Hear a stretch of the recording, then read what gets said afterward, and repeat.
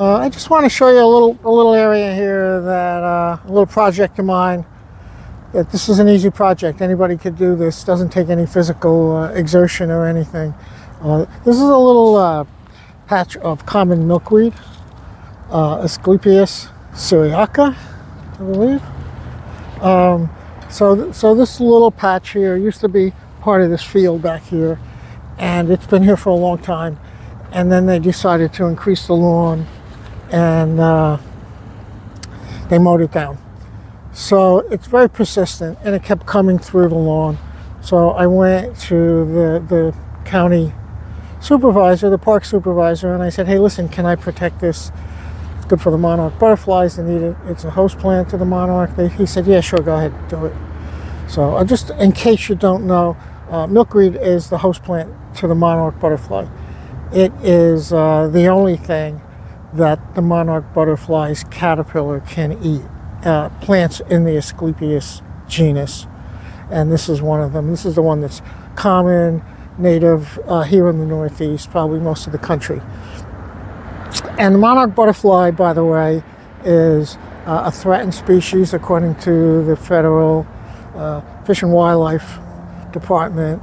So it's something that has declined 85% over the last couple of decades. So it's a butterfly that people want to protect. It's beautiful. It's big, it's orange and black, just gorgeous. But if there's no milkweed around, there won't be any monarch butterflies around. So they need this. And it's an amazing insect, and you really need to look it up. I could tell you all about it, but I want you to use your brains. You know, I want you to exercise your brain, get those brain cells sparking. So, you know, we won't have issues later on in life with cognitive decline. You know, in fact, let me tell you a quick little story about my friend Wayne. Wayne is an older man, and I met him through another friend, and he is interested in insects, and he joined the Xerces Society, Xerces with an X. I'll put it in the video.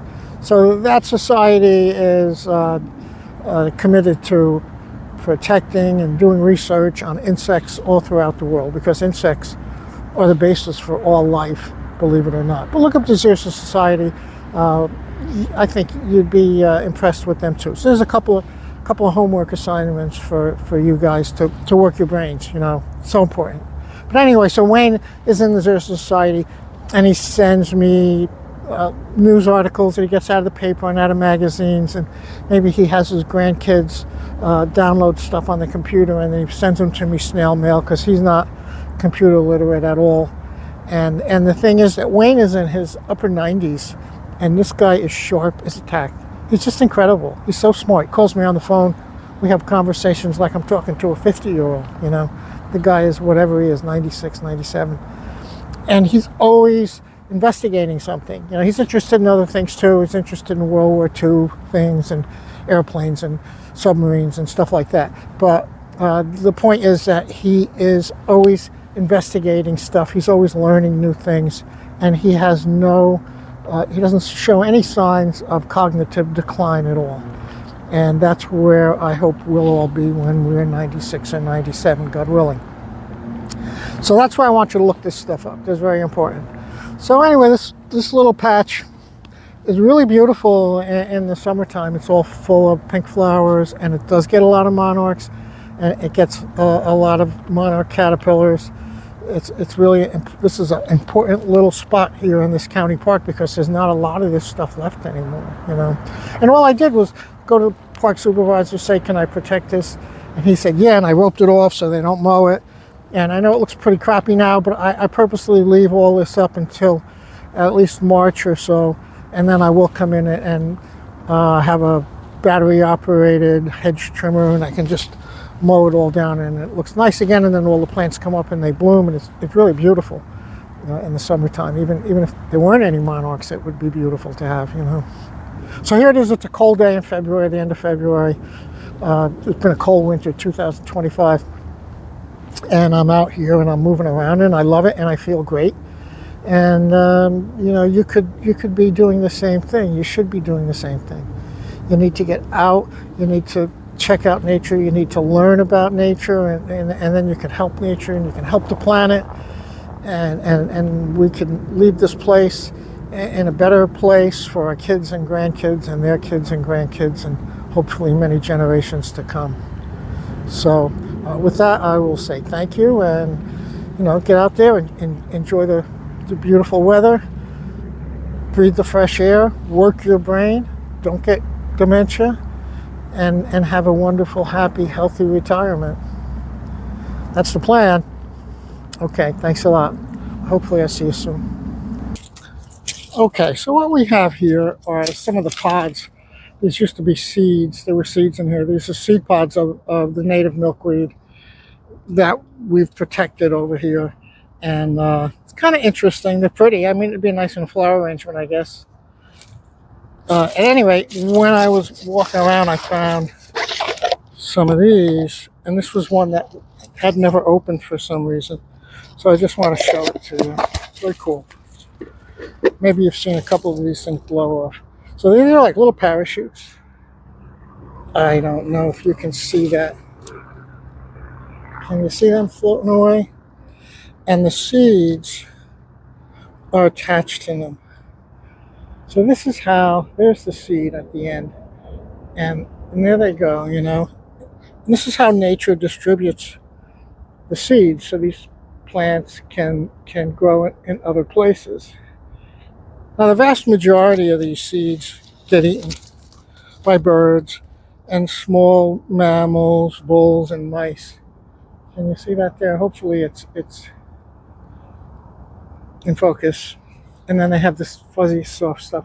Actually, this stuff is used by a lot of birds for the lining of their nest because it's so soft. It would make nice pillows. It probably, at one point, humans used it for something, because it is really nice. But anyway, and then when it's all empty, it's this, And I just thought it was kind of interesting to show you this. And these seeds have to go through a winter in order to germinate. So, they evolved here over tens of thousands, hundreds of thousands of years. So they know this weather. So the way they've developed is the seed needs a couple of months of cold, freezing, thawing, and it loosens the coating around the seed so they can germinate. And that's the case for almost all our native perennials here, trees, our native plants. Most of the native plants need that because this is where they evolved over a long, long time. So that's, another important reason to have them. This particular milkweed would not be good for your garden, because it also spreads by rhizomes, underground roots, basically, and it can be really aggressive. This is not something you want in your garden. Beautiful plant, flower, just gorgeous, and it gets some monarch butterflies. That being said, there are a couple of other species that are native to the Northeast, native Northeastern New Jersey. Asclepias tuberosa is a low bushing one. Beautiful orange flowers. I'm going to show that to you in later videos. And then the swamp milkweed takes a little more moist condition, but it's okay in the garden. It can live in regular garden conditions. And it's not so aggressive. It's more of a clump former. And again, very pretty pink flowers, and monarchs absolutely love it. So there's your little lesson today on milkweed and monarchs. And I hope you'll be interested enough to look up more about them and work your brain and work your body and be healthy. And don't get dementia and have many, many, many years of productive retirement and hopefully help the planet in the process. Okay, that's it for now. You can hit like and subscribe and whatever. Leave me comments. I'd like to see comments. And I will see you soon, I hope. Take care.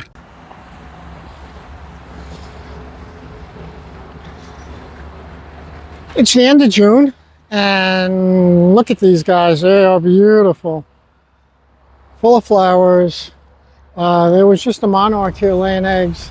I don't know where she went. She might come back while we're doing this. But anyway, so this is what this patch is going to look like, in the summertime. So I showed it to you in the winter. It looked pretty nasty. And I told you about it. I put a picture in, but it doesn't do it justice. This is all milkweed. I did not plant this. This was here. It was being mowed regularly. I have stakes and string around it to keep the guys from mowing it, because they kept mowing it and it was lawn, but you could see the milkweed wanted to come up. So now they preserved it, and beautiful, beautiful milkweed. So, and around the corner, Audubon got them to clear a space out, and they're going to put a nectaring garden there. So there'll be plants for the monarchs to nectar on. Right now they can nectar on these flowers, but these don't last long. But look at that. Aren't they pretty? Hope that's coming out. So this is it, you know. Retire for nature. You know, go around and preserve some milkweed. I have preserved so much milkweed in so many different places.